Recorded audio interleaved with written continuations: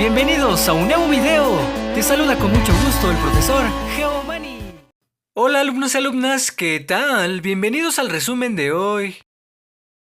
Asignatura Matemáticas, problemas aditivos con números fraccionarios 2, aprendizaje esperado, resolución de problemas aditivos con números naturales, decimales y fraccionarios, variando la estructura de los problemas, estudio o reafirmación de los algoritmos convencionales. Te vamos a explicar qué son las fracciones, pero no solo desde un punto de vista real, sino desde el punto de vista de los números, el cual te ayudará a entender las operaciones con fracciones. Una definición de las fracciones dice que es una forma de representar las partes de un todo. Por ejemplo, tenemos esta barra rectangular, representa un entero. Si la dividimos a la mitad, obtendremos dos mitades o dos medios.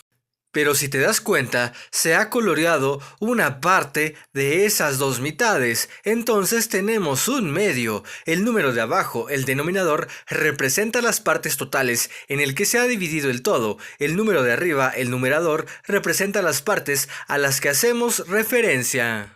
Podemos dividir el todo en partes que queramos, aunque las partes deben de ser iguales. Ahora dividimos la barra en tres partes iguales y tenemos dos seleccionadas. Son 2/3. Actividad 1. Ahora vamos a enlazar la información que se recuperó con el siguiente problema del libro de texto. Después de este breve recordatorio, vamos a nuestro libro de texto a la página 15, al desafío 6. Algo de lo que acabamos de recordar de la clase anterior podría servirnos para buscar la solución del siguiente problema. Vamos a leer el problema 2. ¿Qué peso pondrían en el platillo izquierdo para que la balanza se mantenga en equilibrio? Todos sabemos lo que es una balanza. ¿Para qué sirve? ¿Dónde se utiliza? La balanza es un instrumento que nos permite comparar el peso de dos objetos al mismo tiempo. Para ello debemos colocar en cada uno de sus platillos un objeto, lo cual nos permitirá ver cuál pesa más, cuál menos o si pesan lo mismo. Observemos la ilustración que aparece en la página 15 del libro de texto. En el platillo derecho de la balanza, frente al niño, tenemos tres cilindros con diferentes pesos, 1 kilogramo, 1/3 de kilogramo, 1/3 de kilogramo, lo que da como resultado 3/5 de kilogramos. El reto de hoy, intenta resolver los problemas 2, 3 y 4 de la página 16 de tu libro de texto. Asignatura Civismo. ¿Qué pasa cuando se vulneran nuestros derechos? Aprendizaje esperado. Exige respeto a sus derechos humanos, es sensible, se solidariza y realiza acciones a favor de personas o grupos que viven en situaciones de vulnerabilidad. En la clase pasada hablamos acerca de cómo resolver los dilemas, disyuntivas en situaciones en las que tenemos que tomar una decisión y no sabemos qué opción elegir. Cuando tenemos que decidir, siempre hay que considerar el respeto a la integridad y dignidad propia y de las personas que están involucradas en la situación. El día de hoy vamos a identificar situaciones en las que se vulneran los derechos de personas o grupos para ser sensibles a ellos y solidarizarnos. Vamos a tratar los problemas que enfrentamos en el ejercicio de los derechos de las niñas, niños y adolescentes. ¿Han observado alguna situación en la que no se protegen o se atenta contra los derechos de las niñas, niños y adolescentes? Empecemos por recordar algunos de los derechos de las niñas, niños y adolescentes. Derecho a una familia, a la educación, la salud, a ser protegido contra cualquier forma de maltrato. Derecho a participar, a expresar nuestras ideas en libertad, derecho a no ser discriminado, a ser protegido contra cualquier forma de abandono, maltrato o explotación, ya sea laboral o sexual. Los gobiernos de distintos países se comprometieron a proteger los derechos de las niñas y niños y adolescentes y firmaron un documento. Ese documento se llama Convención de los Derechos de los Niños. Se firmó en 1989. México lo suscribió en 1990. Desde entonces el gobierno mexicano está obligado a cumplir lo establecido en ese documento. ¿Qué dicen las leyes mexicanas respecto de los derechos de las niñas, niños y adolescentes? Nuestra principal ley garantiza los derechos de las niñas, niños y adolescentes. Es la Constitución Política de los Estados Unidos Mexicanos, desde la que se desprende la Ley General de los Derechos de Niñas, Niños y Adolescentes, que protege los derechos de todos los menores de 18 años. El reto de hoy: si en tu casa hay libros relacionados con el tema, consúltalos, así podrás saber más si no cuentas con estos materiales. No te preocupes, en cualquier caso platica con tu familia sobre lo que aprendiste. Seguro les parecerá interesante. Asignatura Artes. ¿Cómo se comunica mi cuerpo? Aprendizaje esperado. Reconoce que la combinación de cuerpo, espacio y tiempo puede utilizarse para trabajar los conceptos de realidad y ficción en el teatro. ¿Te has preguntado cómo nos expresamos los seres humanos? El modo más usual de expresión es la comunicación. Esta puede ser verbal o no verbal. Se acompaña de gestos y posturas corporales como parte del propio lenguaje. Utilizando estos medios podemos contar o decir a otros quiénes somos, cómo nos sentimos.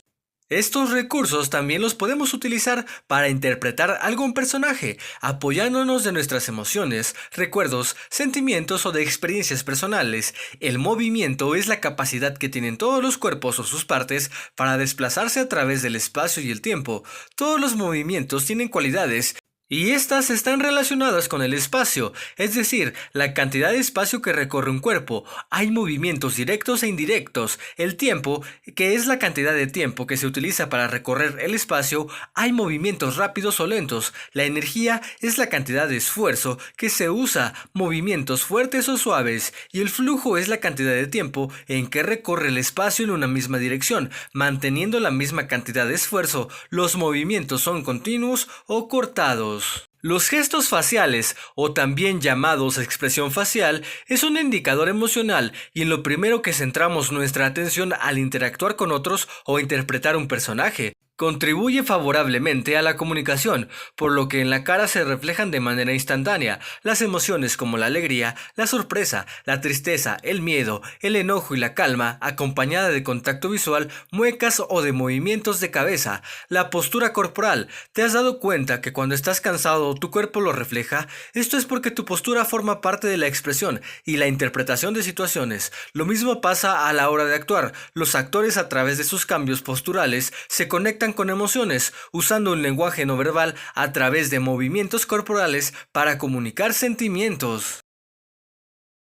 Asignatura Español. Identificación de algunas propiedades del lenguaje para la redacción de biografías. Aprendizaje esperado. Emplea recursos literarios en la escritura de biografías y autobiografías. Usa oraciones compuestas al escribir. A través de la lectura y redacción de biografías y autobiografías, identificarás las características de la voz narrativa en cada uno de los textos citados, reconociendo y fortaleciendo sus saberes en torno a la redacción de escritos y usando nexos para dar coherencia a los textos, oraciones compuestas, frases adjetivas, adjetivos calificativos y adverbios para describir personas y situaciones. Hasta este momento te has apropiado de aprendizajes clave para la redacción de una biografía, reconocer similitudes y diferencias entre este tipo de textos, identificar la voz narrativa con que se escribe cada uno, formular una entrevista para recabar información, conocer las diferentes formas de relacionar oraciones, practicar la redacción de descripciones y finalmente realizar la versión final de la biografía de un amigo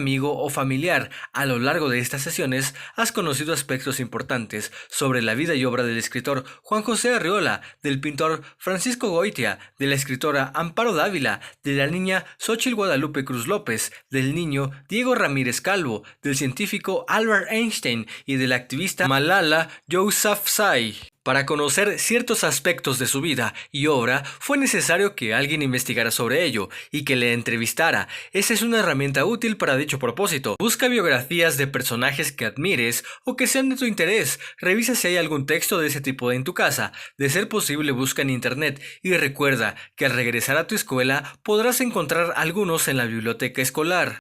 Abre tu libro de texto de español en la página 27, comienza a escribir la biografía y contesta las preguntas que se te solicitan. Aquí, por ejemplo, vemos un ejemplo de respuesta de las 4 primeras preguntas. El reto de hoy, poner manos a la obra y comenzar a redactar la biografía de una amiga, amigo o familiar. Espero este video haya sido de tu agrado. Gracias por tu atención. No olvides darle me gusta y dejar tu suscripción. Cuídate mucho, estudia mucho, querido y querida alumna. ¡Hasta la próxima!